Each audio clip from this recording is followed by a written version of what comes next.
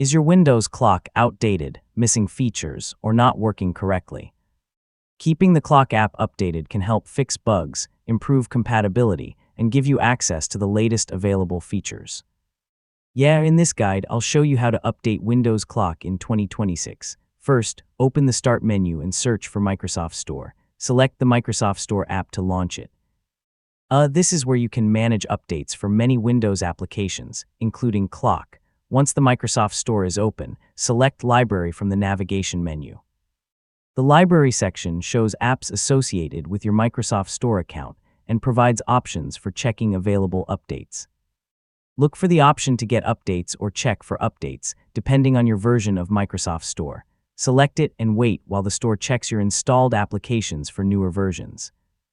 If an update for Windows Clock is available, the Microsoft Store can download and install it. Find Clock in the update list and allow the update to finish.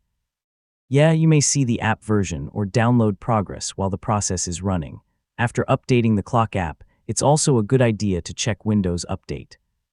Open Settings, select Windows Update, and choose Check for Updates. System updates can include fixes that affect built-in Windows applications. If Windows installs an update that requires a restart, save your work and restart the computer when convenient. A restart can also make sure recently installed app and system updates are fully applied. Once Windows starts again, open the Clock app and test its main features. Check your alarms, timers, stopwatch, and any other features you use. Make sure the app opens normally and everything works as expected. And that's how to update Windows Clock in 2026. Check the Microsoft Store for app updates, keep Windows updated, and restart your computer when necessary. Thanks for watching, and I'll see you in the next tutorial.